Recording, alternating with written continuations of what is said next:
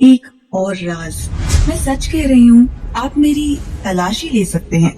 इतना कहते हुए तन्वी अपनी शर्ट के बटन खोलकर उसे जमीन पर फेंक देती है। गुस्से से तन्वी का चेहरा लाल हो चुका होता है। बचे हुए कपड़ों में उसकी खूबसूरती और निखर के नजर आने लगती है। यामिनी न चाहते हुए भी एक पल के लिए तन्वी को देखती रह जाती है। खुद को ऐसी हालत में देखकर तन्वी शर्म से कांपने लगती है। अपने बदन में बचे बाकी कपड़ों को पकड़ते हुए तन्वी गुस्से से विद्युत की आंखों में देखकर कहती है, क्या आज के लिए इतना काफी है? इससे ज्यादा बेइज्जती मैंने 8 साल पहले महसूस की थी। विद्युत मन ही मन सोचता है। उसकी आंखों में नफरत और गुस्सा एक साथ नजर आने लगता है। असल में तन्वी को ऐसी हालत में देखकर उसे खुशी मिलनी चाहिए थी, पर पता नहीं क्यों तन्वी की आंखों में शर्मिंदगी देखकर विद्युत को बिल्कुल अच्छा नहीं लगा। उल्टा वो खुद फ्रस्ट्रेट होकर अपनी टाई को ढीला कर देता है। उधर तन्वी विद्युत को खामोश देखकर अपने बचे हुए कपड़ों को उतारने ही वाली होती है कि विद्युत गुस्से से बोल पड़ता है, गेट आउट। तन्वी रुककर विद्युत की तरफ देखने लगती है और अपने हाथ अपने कपड़ों से हटा लेती है। विद्युत की आवाज से घड़ी का सन्नाटा छा जाता है। माहौल को शांत होता देखकर यामिनी चैन की सांस लेती है। इतनी देर से उसे ऐसा लग रहा था जैसे विद्युत और तन्वी किसी फिल्म का सीन कर रहे हो, जहाँ पर उसकी कोई जरूरत नहीं है। अपनी इस इंसल्ट से यामिनी चिढ़ते हुए तन्वी से कहती है, बस बहुत हो गया, इस बात को यहीं खत्म करते हैं। तुमने सुना नहीं मिस्टर विद्युत ने क्या कहा? Just get lost. विद्युत मुड़कर यामिनी को देखता है। गुस्से भरी आवाज में वो फिर कहता है, आई सेड गेट आउट। ये सुनकर यामिनी बिल्कुल शॉक्ड हो जाती है। उसे अभी भी यकीन नहीं होता कि मिस्टर विद्युत उसे बाहर जाने के लिए कह रहे हैं। यामिनी कुछ बोलने ही वाली होती है कि विद्युत एक बार फिर उसे गुस्से से देखता है। यामिनी घबरा कर तन्वी को देखते हुए गाड़ी से बाहर चली जाती है। यामिनी के जाते ही सब कुछ फिर से एकदम शांत हो जाता है।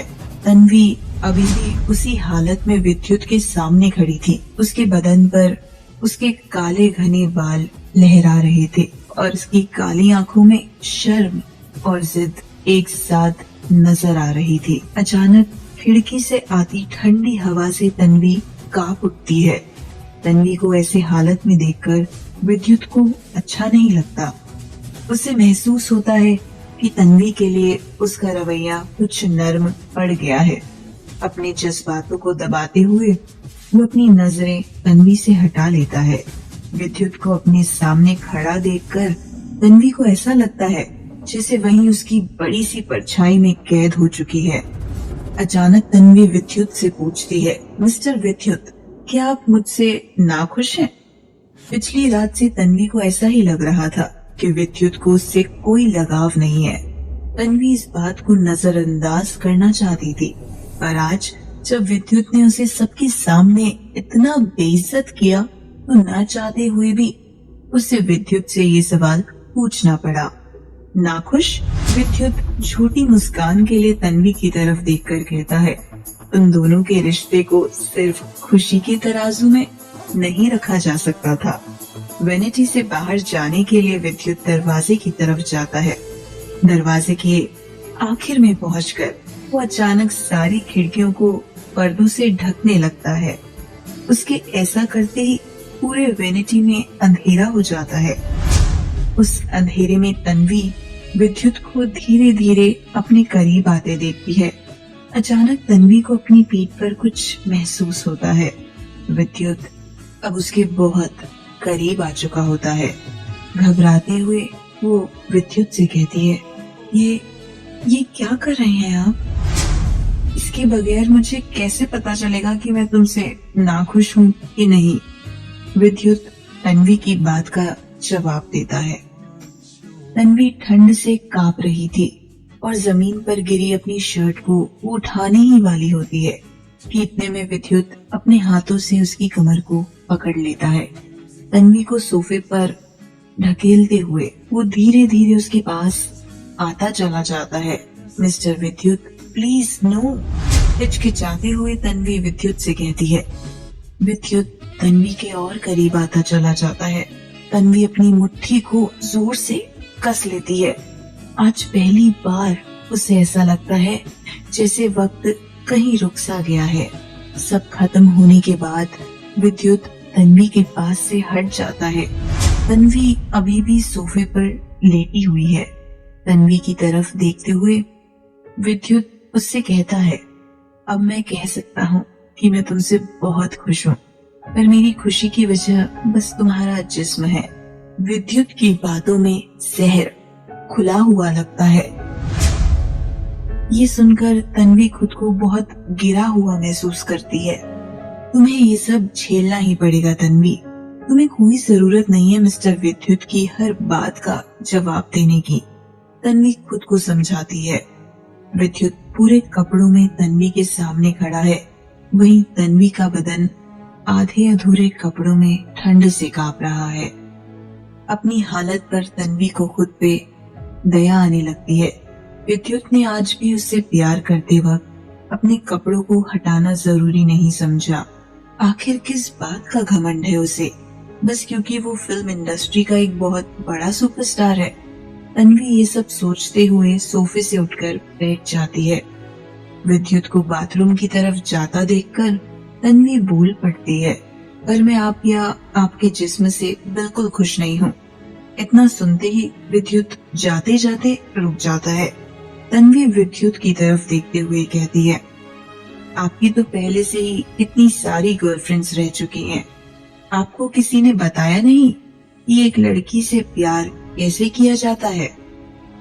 तन्वी की बात सुनकर विद्युत गुस्से से उसकी तरफ देखकर कहता है, जो लड़की पैसों के लिए खुद को बेच दे वो प्यार करने के लायक नहीं होती। ये सुनकर तन्वी का चेहरा बिल्कुल मुरझा जाता है। तो मिस्टर विद्युत ये सोचते हैं उसके बारे में। इसी वजह से वो उससे इतनी नफरत करते हैं। अगर उसके भाई की जिंदगी का सवाल ना होता तो वो कभी भी इस डील के लिए राजी ना होती। तन्वी के मन में ये सब बातें घूमने लगती हैं। तन्वी की इंसल्ट करते हुए विद्युत बाथरूम की तरफ चला जाता है। वापस आकर बगैर तन्वी की तरफ देखे वो वैनिटी से जाने लगता है।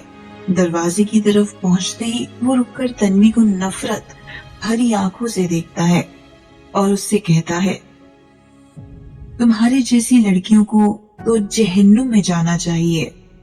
विद्युत की बात सुनकर तन्वी पैनिक कर जाती है। उस जैसी लड़कियां, क्या कमी है उसमें?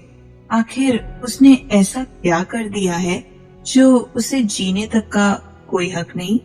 तन्वी गुस्से में सोचती है, बस क्योंकि मिस्टर विद्युत बहुत अमीर है वो समझते हैं कि वो किसी की भी सेल्फ रिस्पेक्ट को इस तरह से नीचे गिरा सकते हैं। तन्वी गुस्से और शर्मिंदगी से भर जाती है। उसे ऐसा लगता है कि वो पागल हो जाएगी। खुद को संभालते हुए वो जल्द से जल्द उस जगह से बाहर निकलने के बारे में सोचती है। तन्वी फौरन अपने कपड़े पहनती है और अपना सामान लेकर वैनिटी से बाहर निकलने लगती है। वैनिटी के बाहर विद्युत का मैनेजर अमृत तन्वी का इंतजार कर रहा था। तन्वी के बाहर आते ही अमृत उससे कहता है, चलिए मैं आपको फिल्म सेट के बाहर तक छोड़ देता हूँ। तन्वी को कुछ समझ नहीं आता। बिना कुछ कहे वो अमृत के पीछे पीछे चल देती है। इसका मतलब अमृत पूरे वक्त वैनिटी के बाहर ही खड़ा था। अगर ऐसा है तो उसने अंदर की सारी बातों को सुन लिया होगा। तन्वी इन्हीं ख्यालों में खोई रहती है कि तभी अमृत उसकी तरफ मुड़कर उससे पूछता है, मिस तन्वी, क्या आप जानती है कि मिस्टर विद्युत ने आपसे शादी क्यों की? अमृत के सवाल से तन्वी का ध्यान टूटता है और वो पलटकर उससे पूछती है, क्यों? क्या आपको भी नहीं पता? अमृत तन्वी से पूछता है। तन्वी ना में सिर हिलाते हुए जवाब देती है, मुझे वाकई नहीं पता। क्या आप मुझे इसकी वजह बता सकते हैं? जब तन्वी को पैसों की सख्त जरूरत थी तब विद्युत के मैनेजर अमृत ने ही उसका पता लगाया था। विद्युत से शादी की डील भी अमृत ने ही करवाई थी। इम्पॉसिबल, अमृत शॉक्ड होकर तन्वी से कहता है। तन्वी भी अचंभे से अमृत की बात सुन रही होती है। दरअसल मैं भी इस बारे में कुछ नहीं जानता। मुझे तो खुद मिस्टर विद्युत ने आपको ढूंढने के लिए कहा था।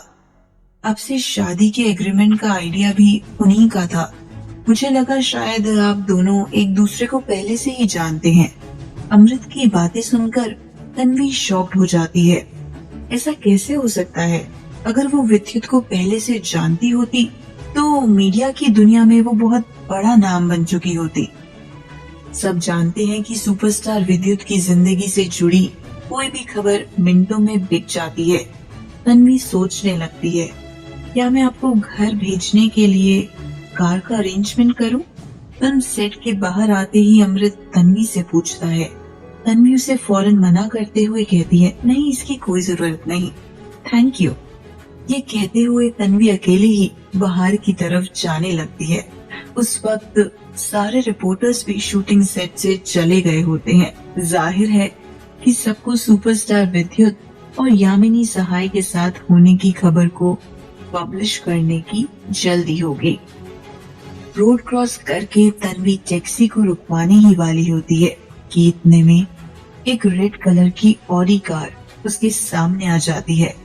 कार का दरवाजा अचानक से खुलता है और यामिनी गुस्से में कार से उतरती है। तन्वी को समझ नहीं आता कि यामिनी इस वक्त वहाँ क्या कर रही है। इससे पहले कि तन्वी कुछ कहती, यामिनी उसके पास आकर उसे जोर का एक थप्पड़ मार देती है। मैं तुमसे साफ साफ कह रही हूँ, विद्युत सिर्फ मेरा है।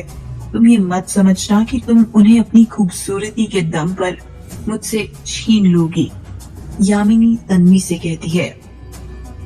वो थप्पड़ तन्वी को इतनी अचानक से लगा था कि उसे कुछ रिएक्ट करने तक का टाइम नहीं मिला। थप्पड़ से उसके गाल लाल हो जाते हैं और उसका चेहरा सुन्न पड़ चुका होता है। तन्वी अपने हाथों से अपने गालों को छूकर देखती है और महसूस करती है कि उसके चेहरे के सारे दांत भी बिल्कुल ठीक हैं। तन्वी को थोड़ी तसल्ली होती है और वो खुद को संभालते हुए वापस सीधी खड़ी हो जाती है। एंटरटेनमेंट इंडस्ट्री में यूं तो स्टार्स और रिपोर्टर्स के बीच कई नोक-झोंक होती रहती थी, पर ऐसा कभी नहीं हुआ किसी स्टार ने किसी रिपोर्टर को थप्पड़ मारा हो। तन्वी यामिनी की तरफ मुस्कुराते हुए कहती है, मेरे ख्याल से पिछली रात ही मिस्टर विद्युत ने शादी कर ली है। क्या उन्होंने आपसे शादी की है? क्या आप ही मिसेस विद्युत नुमानी है? इस बात से कोई फर्क नहीं पड़ता कि उनकी शादी मुझसे हुई या किसी और से, पर किसी भी कीमत पर वो जगह तुम्हें कभी नहीं मिलने वाली। यामिनी तन्वी के सवालों का जवाब देती है। यामिनी की बात सुनकर तन्वी मुस्कुराते हुए कहती है, ट्रस्ट मी, मैं सपने में भी कभी मिसेस नुमानी बनना नहीं चाहूंगी। उस वक्त उन दोनों के आसपास कोई नहीं होता। यामिनी तन्वी पर चिल्लाते हुए कहती है, अगर तुम्हारी शादी भी मिस्टर विद्युत से हुई होती तब भी मुझे इस बात से कोई फर्क नहीं पड़ता। मैं तो उनकी मिस्ट्रेस बनने में भी अपनी खुशकिस्मती समझूंगी। मैं तुम्हें फिर से वार्न कर रही हूँ, मिस्टर विद्युत से दूर रहो। तन्वी चौंक कर यामिनी से पूछती है, क्या कहा आपने मिस्ट्रेस? पर जहाँ तक मुझे याद है आपने जस्ट अभी मिस्टर विद्युत को प्रपोज किया था और उन्होंने आपको रिजेक्ट भी कर दिया। इन सब के बावजूद भी आप उनकी मिस्ट्रेस बनना चाहती हैं। क्या मिस्टर विद्युत कभी इस बात के लिए राजी होंगे? तन्वी की तानों भरी बातें सुनकर यामिनी काफी नाराज हो जाती है। गुस्से में वो तन्वी से कहती है, इससे क्या फर्क पड़ता है? असल बात तो ये है कि मिस्टर विद्युत के साथ मीडिया की खबरों में मेरा ही नाम आने वाला है। उनकी शादी को लेकर जितनी भी अटकलें लगाई जा रही हैं, उसमें भी एक नाम तो मेरा जरूर ही होगा। उस वक्त यामिनी को अंदाजा भी नहीं था कि वो क्या कह रही है। वो तन्वी को फिर से धमकाते हुए कहती है, मैं तुम्हें फिर से वार्न कर रही हूँ, अपना मुंह बंद रखना, वरना ये थप्पड़ तो सिर्फ एक शुरुआत है। हमारी अगली मुलाकात सिर्फ एक थप्पड़ पर खत्म नहीं होगी। इतना कहते हुए यामिनी अपनी गाड़ी में बैठकर चली जाती है। यामिनी को जाते देखकर तन्वी अपने बैग से धूल को हटाकर अपने फोन को बाहर निकालती है। उसके फोन पे वॉइस रिकॉर्डिंग चलती रहती है। तन्वी उसके बटन को ऑफ कर वापस अपने बैग में रख लेती है।